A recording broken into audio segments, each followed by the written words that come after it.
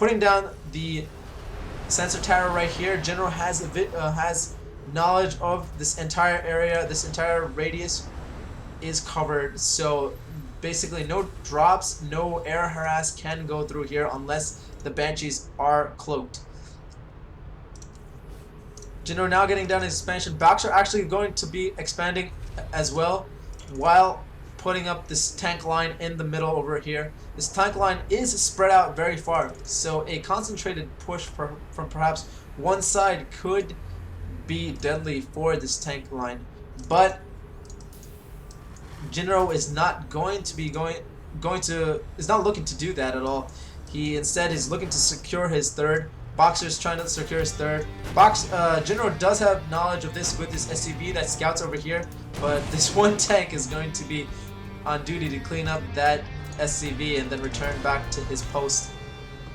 Jinro does lay scan over here, sees that the siege tanks are in the tank line formation at the Xel'Naga watchtower, will not be able to safely engage that army, so he is going to stick to his macro at the moment. And if we look at his base, we have another starport going down. Starport still on the tech lab, actually switched to the tech lab, so we might be seeing battle cruiser play soon from Jinro, whereas last game the battle cruisers were on Boxer's side, and Boxer, that was an epic game. You guys just have to watch that game. I'm not gonna say anything further. I've already revealed enough as it is.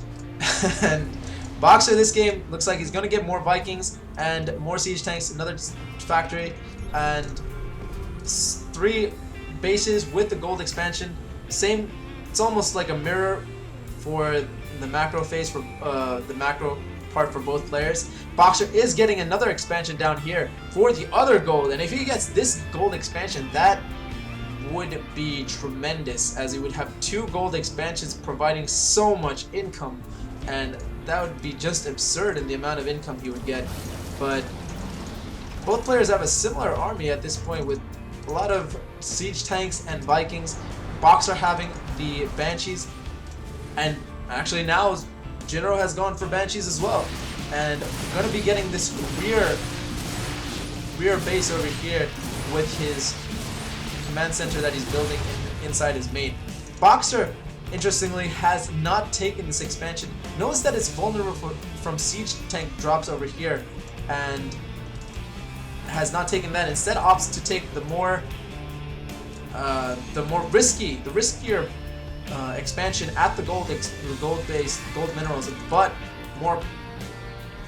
more lucrative expansion, if you might say. And does Jinro know about Boxer's expansion? Jinro indeed does know that this expansion is going down. Saw it at the first stage when it was being built, but knows that he can't really attack it. So this is quite the passive game with a full-on macro mode, and so many Vikings. Banshee just gets taken down immediately. One Banshee goes down. Did he do enough damage to justify his cost? I don't think so. The Banshee coming back, and it's gonna be able to take out the tank. The tank that it was working on from the beginning, it takes out. And Boxer is out of position with his air force. Is gonna be losing another tank, and this is huge for Boxer. These Banshees now finally have basically justified their cost, and Boxer, his siege tank line does look incredibly strong still, but since he's spread so thin, I feel that an attack from one side could really wreck these forces. Is if he pushed the army from this side, this side has so few defenses right here that he could probably set up and engage over here and do considerable damage to this expansion right there. And we have Jinro sending out another Banshee into Boxer's, what looks to be like the direction of Boxer's main. And is this going to be intercepting it? This could be bad for Jinro as he loses another Banshee needlessly. Jinro throwing down, having 2 sensor towers, really knows what's going to happen, but Boxer using his intuition knows what's going to happen.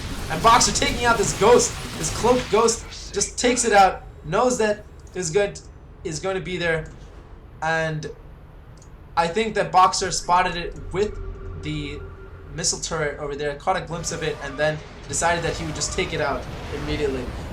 Nuke going down. How is Boxer going to respond to this? Boxer, several nukes going down. Boxer has to unsiege his tanks. This nuke is going to fire, taking out this infantry right here. This nuke does fire, takes out the missile turret over here, and Boxer has to relocate his tank, his siege line, and it's surprising that Boxer did not scan there. Perhaps he did not have enough energy to do the scan, as Boxer is staying on top of his economy, but it looks like he has enough, but just decided that he would indeed just relocated tanks instead of wasting 300 minerals for the scan.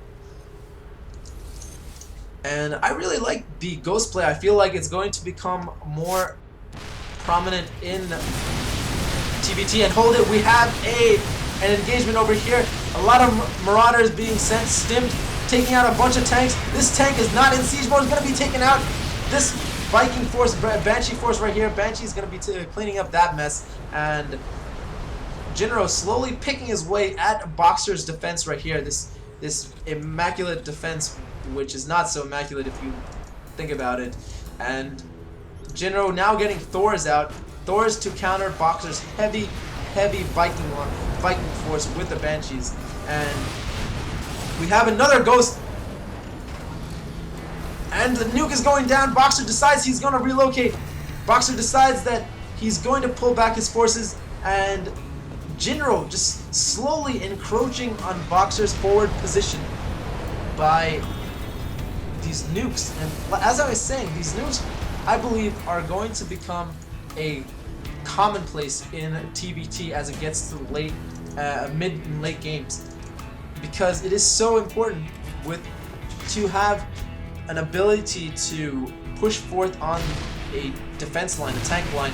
You can't just engage it one-on-one with your own tanks, because that's just too much loss on your part. It's not worth it. But if you send the ghosts in, ghosts with 100 costs to pull down those nukes, if the opponent doesn't scan, your ghost gets out fine, and you're able to make the opponent relocate his troops. And we saw TLO use it in his miraculous comeback against Hyperdub in the GSL, and some excellent ghost play. I'm sure that Jinro has emulated some of that play, as they are teammates. They do work off each other's strategies, most definitely. And right now, Jinro at 5 bases, Boxer at 5 bases as well. We hear another nuke. Where is this nuke? This nuke is happening right over here on this siege tank line, and Boxer will he keep having to pull back his siege tanks. Boxer having to pull back that siege tank over there. Boxer unsieging these siege tanks over here. Jinro's army is going to be engaging right here, going to be pushing forth. And Boxer not in position.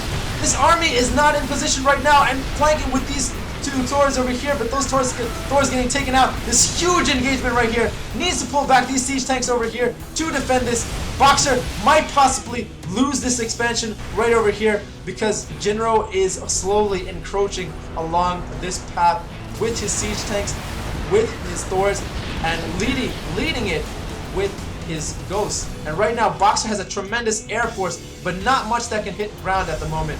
We look, he has only 2 units that can hit ground from the air, and those are the Banshees. And Boxer gonna be doing a counterattack, knows that this area is open right here, gonna be pushing straight into the natural.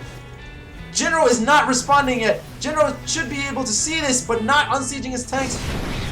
This Thor gonna be taken down instantly, and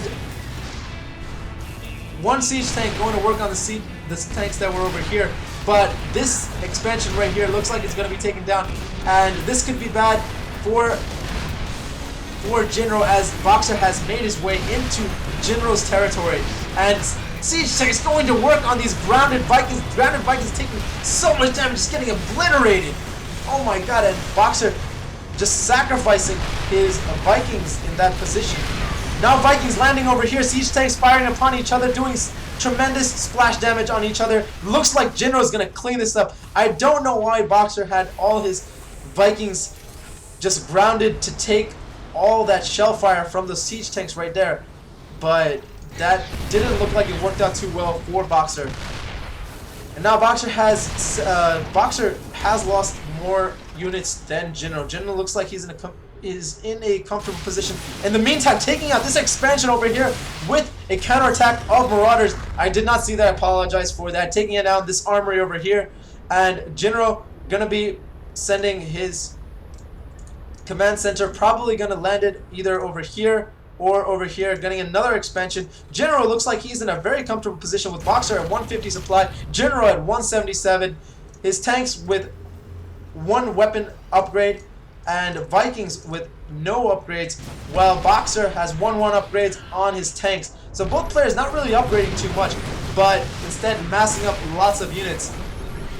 Boxer going to be pushing forth here with the siege tanks, going to try to lay fire to this expansion and SCVs over here from the high ground, but keep in mind that Jinro has the superior number of Vikings at this point. Boxer really traded his Viking count in that engagement before, and now surprisingly Boxer has taken out this army of siege tanks over here. Jinro did not unsiege them, move them back, and Boxer did have vision of it. Now we have the Ghost putting down the nuke right here. Boxer scans for the Ghost, sees it, but knows that his siege tanks can't reach that far, and this siege tank, will it get taken out? Drops to 13 health, wow. And we have Jinro going for a counterattack with this insane number of Thors right here. About 8 Thors going to work on this command center. It is going to be taken down instantly, and Boxer going to be pushing forth with this siege tank number right here, going to be putting down siege tanks in siege mode. Banshee's going to work on these siege tanks. Boxer doesn't look like he has much anti-air. Boxer, no anti-air. This is tremendous for Boxer. Boxer only has these Thors that are coming in just now. This Banshee is doing so much damage against these siege tanks and Marauders.